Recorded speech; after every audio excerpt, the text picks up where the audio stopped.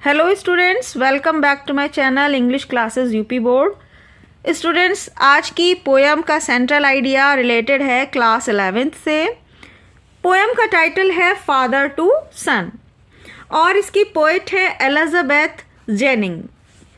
The central idea of the poem, कविता का central idea, मुख्य विचार, जो केंद्रीय विचार है, इज द जनरेशन गैप। वो है जनरेशन गैप। इसका अर्थ है कि पीढ़ियों में जो विचारों का मतभेद होता है, एक जनरेशन जैसा सोचती है वैसा ही दूसरी जनरेशन के लोग, बच्चे नहीं सोचते। इस विचारों के भेदभाव को, जो अलग अलग विचार रखते हैं लोग, उसी को कहा जाता है जनरेशन गैप। मदर फादर के विचार कुछ अलग होते हैं और उनके बच्चों के विचार अलग हैं, तो ये जनरेशन गैप कहलाता है।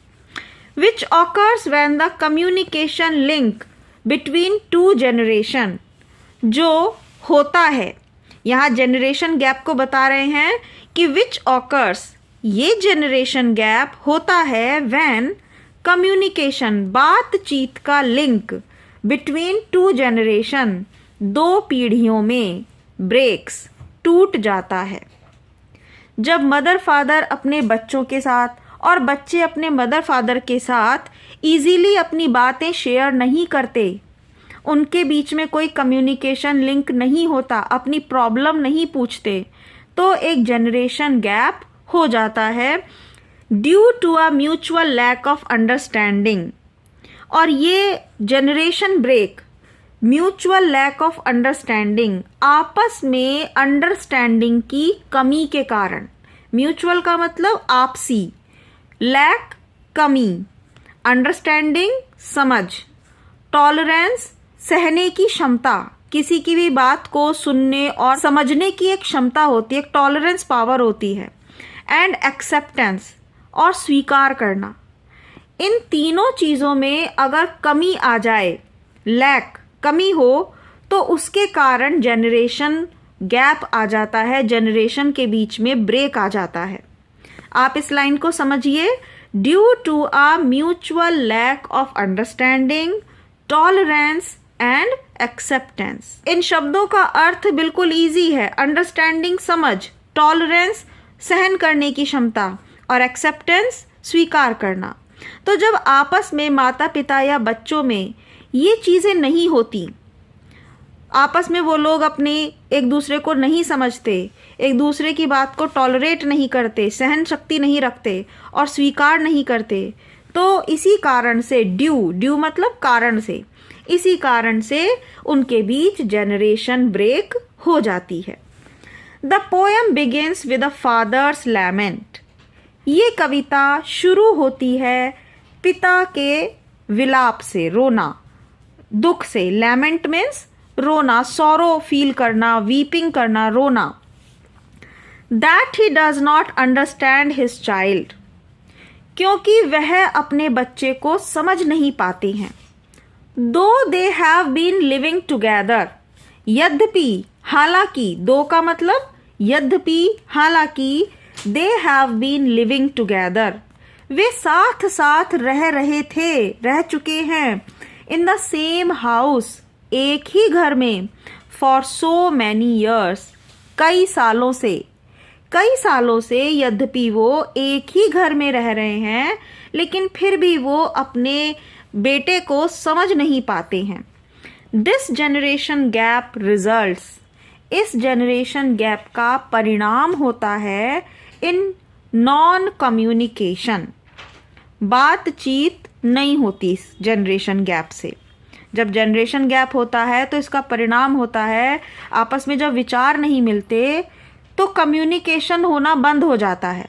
बच्चे पापा से बात नहीं करते और पापा बच्चों से बात नहीं करते, and non understanding between them, और उन दोनों के बीच में नॉन अंडरस्टैंडिंग, आपसी समझ नहीं होती। नॉन का मतलब है नेगेटिव, आपसी समझदारी ना होना। इफ बोथ ऑफ देम, यदि दोनों लोग, पिता भी और बेटा भी, decide to take a lead, निर्णय करते हैं, सोचते हैं, डिसीजन लेते हैं कि वो आगे बढ़ें।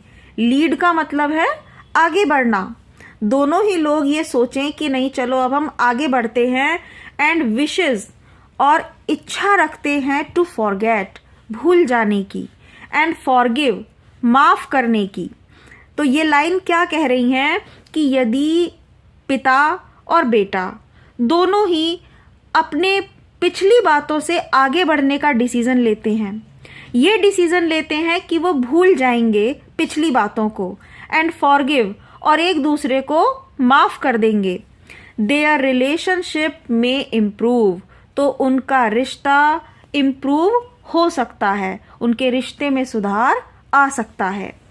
रेस्पेक्टिंग ईच अदर्स डिफरेंस, आदर करते हुए, सम्मान करते हुए एक दूसरे के डिफरेंस का, is only way out to diminish the distance, केवल यही एक रास्ता है।